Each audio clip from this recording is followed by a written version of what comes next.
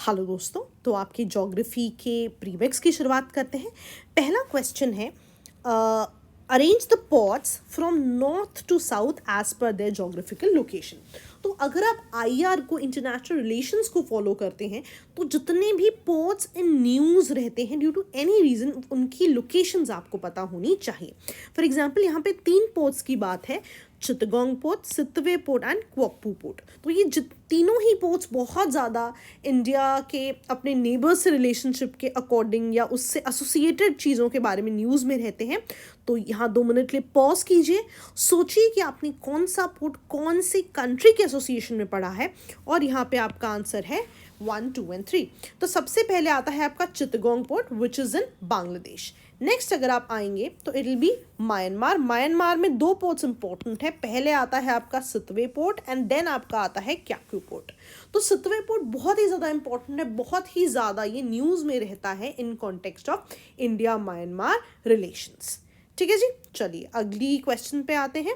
अगला क्वेश्चन आपकी 3 डिफरेंट चीज़ों की बात करता है।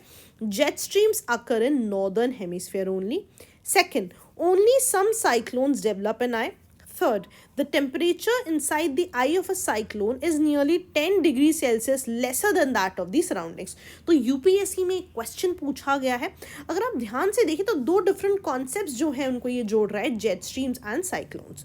तो अगर आप को डायरेक्ट आंसर ना भी आए, अगर आप एलिमिनेशन की भी बात करें, तो एक चीज़ तो आपको पक्की ही पता होनी चाहिए कि जेट स्ट्रीम्स जो हैं दोनों ही हेमिस्फीयर में रहते हैं। अगर मैं आपको एग्जैक्ट पिक्चर दिखाऊं, तो अगर आपने जेट स्ट्रीम्स को पढ़ा भी है, so they actually occur in both the hemispheres.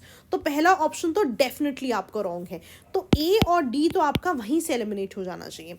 इसका मतलब है the entire thing comes on the third option, which is the temperature inside the eye of a cyclone is nearly 10 degrees lesser than the surroundings. अब ध्यान रखिएगा, यहाँ मैं आपको बताती हूँ, the temperature is 10 degrees warmer than the surroundings। तो ये चीज़ आपको पता होनी चाहिए।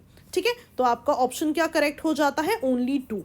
तो आपका आंसर है 2 ओनली। और इन जनरल भी अगर आप और भी आप पढ़ने की कोशिश करें तो आप देखेंगे कि सभी साइक्लोन्स आए फॉर्म नहीं करते। जब हम ट्रॉपिकल साइक्लोन्स की बात करते हैं, उन्हीं के कॉन्टेक्स्ट में आप आए को पढ़ते हैं। तो ये कुछ चीज़ें दोस्तों जो आपको फैक्चुअल डेटास पता होने चाहिए, जिससे कि आप अपने क्वेश्चंस को आंसर कर सकते हैं।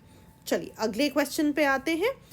सो बैकस्टॉप अग्रीमेंट बहुत ही ज़्यादा न्यूज़ में रहा है कुछ पिछले 1 साल में। तो किस चीज़ से एसोसिएटेड रहा है ये, टीपीपी, आरसीईपी, ब्रेग्जिट या मर्कोसुर? तो 2 मिनट के लिए पॉज कीजिए, थिंक अबाउट इट कि किस चीज़ के कॉन्टेक्स्ट में रहा है, और ये ब्रेग्जिट के कॉन्टेक्स्ट में बहुत ज़्यादा न्यूज़ में रहा है ना। यहाँ पे क्या हो रहा है, अगर आप ध्यान दें तो यूनाइटेड किंगडम की जब हम बात करते हैं एब्सोल्युटली, तो वो ग्रेट ब्रिटेन और नॉर्दर्न आयरलैंड को मिला के बनता है। तो आप इमेजिन करिए कि इन जनरल तो आयरलैंड और नॉर्दर्न आयरलैंड में जो ये रीजन है, इजीली मूवमेंट ऑफ गुड्स है।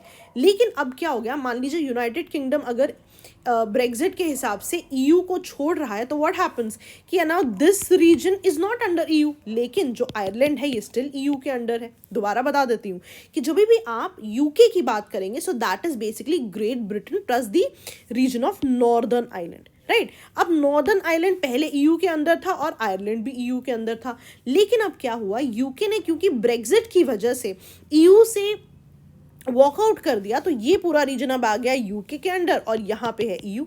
अब क्योंकि इनिशियली तो सब कुछ यूके के अंडर था, तो the movement of goods and trade was very easy, open borders थे। लेकिन बिकॉज अब this is under UK and this is under EU, तो अभी भी इसी तरह से पैसेज ऑफ गुड्स हो, जब तक कि एक फॉर्मल अग्रीमेंट ना बन जाए बिटवीन यूके एंड ईयू कि किस तरह से movement of goods and trade होगा, तब तक एक स्टेटस को मेंटेन करने के लिए between Ireland and northern Ireland एक अग्रीमेंट की बात है, that is called your backstop agreement. ठीक है जी, याद रहेगा। तो ये सब स्टेटस को मेंटेन कर रहा है जब तक एक फॉर्मल अग्रीमेंट नहीं हो जाता है कि दोनों में किस तरह से मूवमेंट ऑफ गुड्स और ट्रेड होगा। ठीक है जी, याद रहेगा। चलिए अगले सवाल पे आते हैं, Boyoma Falls. So Boyoma Falls are a system of waterfalls जिनका एक अपना पर्टिकुलर रिकॉर्ड है about being the largest waterfall by volume of annual flow rate. तो ये जो है किस कंट्री से एसोसिएटेड है, you should know these things because ये लार्जेस्ट हाईएस्ट ये सब जो एंटिटीज़ होती हैं ये बहुत ही ज़्यादा इंपॉर्टेंट होती हैं आपके क्वेश्चंस के लिए। तो 2 मिनट के लिए पॉज कीजिए एंड सोचिए आपने बोयामा फॉल्स किसके कॉन्टेक्स्ट में पढ़ा है। And Boyoma Falls is associated with Democratic Republic of Congo.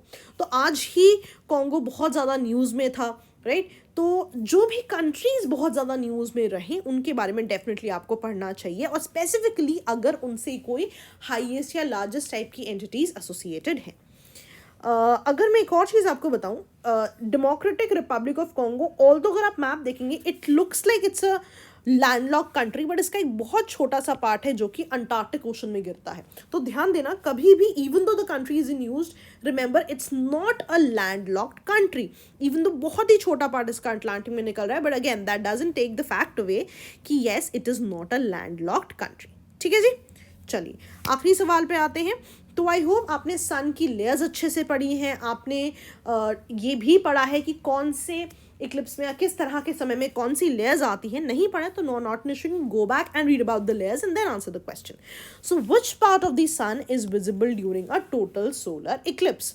तो अगर आपने ये सारी लेयर्स के बारे में पढ़ा है तो आपको पता होना चाहिए कि corona is visible during a total solar eclipse. तो बहुत ज़रूरी है सन की सारी लेयर्स पे पढ़ना, क्योंकि तभी जितने भी आप मिशंस पढ़ते हैं उनकी आपको और क्लैरिटी हो जाती है कि कौन से सोलर मिशंस जो हैं कौन सी लेयर्स को, या क्या कोई मिशन किसी पर्टिकुलर लेयर्स के हिसाब से है या इन जनरल किसी कॉन्टेक्स्ट में है, आपको उसकी क्लैरिटी हो जाएगी।